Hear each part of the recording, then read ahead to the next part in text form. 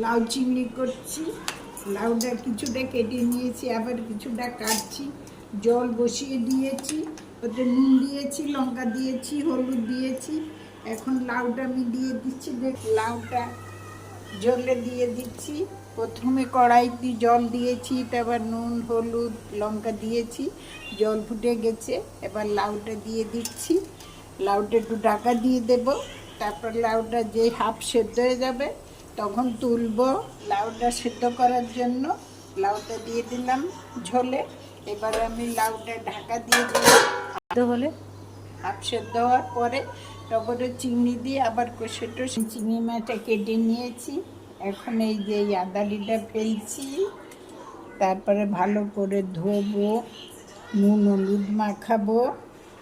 তারপরে লাউটা হাফ সেদ্ধ হয়ে যাবে, তখন নামিয়ে মাছটা দিয়ে পরে ওটা আবার দেখাবো। লাউটা এখন সেদ্ধ হচ্ছে। দেখো কি বড় বড় আদার, এই শুদ্ধ খাওয়া যায় গরম হয়ে। দেখো আমি চিংড়ি মাছটা বেছে দিয়ে নিয়েছি। এখন নুন দিচ্ছি, হলুদ দিচ্ছি,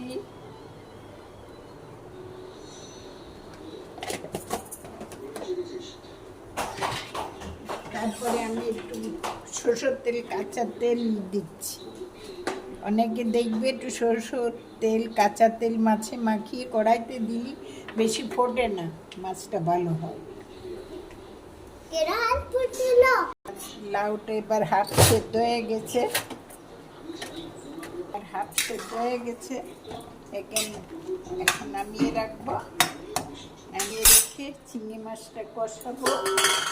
আমি লাউটা হাফ সেদ্ধ হয়ে গেছে, এখন একটা আলাদা পাত্রে বের করে নিয়ে কড়াইটা একটু ধুয়ে নিচ্ছি। আমি ভাতের ভিতর ভেন্ডি সেদ্ধ দিচ্ছি, আমার ছেলে খুব পছন্দ করে। এবার আমি কড়াইতে তেল দিচ্ছি।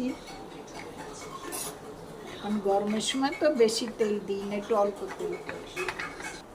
আমি সেদ্ধ লাউয়ের মধ্যে গোটা লঙ্কা দিয়ে দিচ্ছি। ফাটবো না এখন, আমার আগে ফাটাবো, কারণ আমার নাতির জন্য একটু ঝাল ছাড়া তুলে নেব, তারপরে ফাটাবো। এখন গোটা দিয়ে দিয়েছি। এবার ওটা জিরে ফোড়ন দিচ্ছি।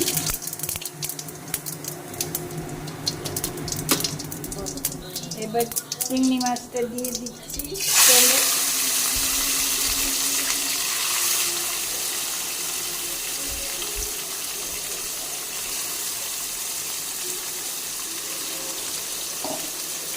হাতটা তেলে কষাবো।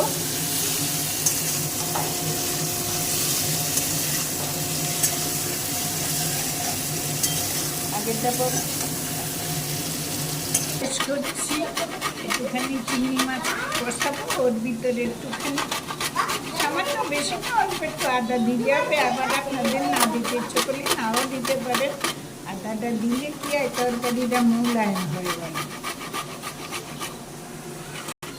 হ্যালো, এবার আমি এই আদাটা এবার আমি এর ভিতরে একটুখানি জিরে গুঁড়ো দেবো।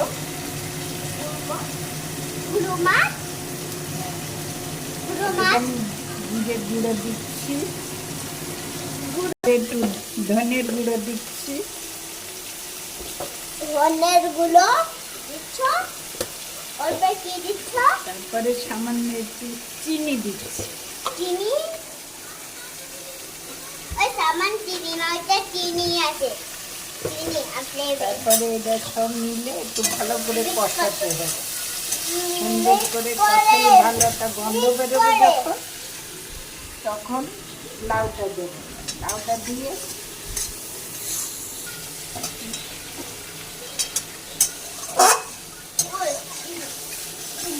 এটা পেঁয়াজ রসুন দিয়েও করা যায়। আপনারা যদি পেঁয়াজ রসুন দিয়ে খান তা করতে পারেন। পেঁয়াজ রসুন দিলে একটা টেস্ট, পেঁয়াজ রসুন ছাড়া অন্য টেস্ট। আর এই গরমের সময় তো ওই জন্য পেঁয়াজ রসুনটা দিলাম না। গরমেতে একটু হালকা হালকা খাবার দেয় ভালো।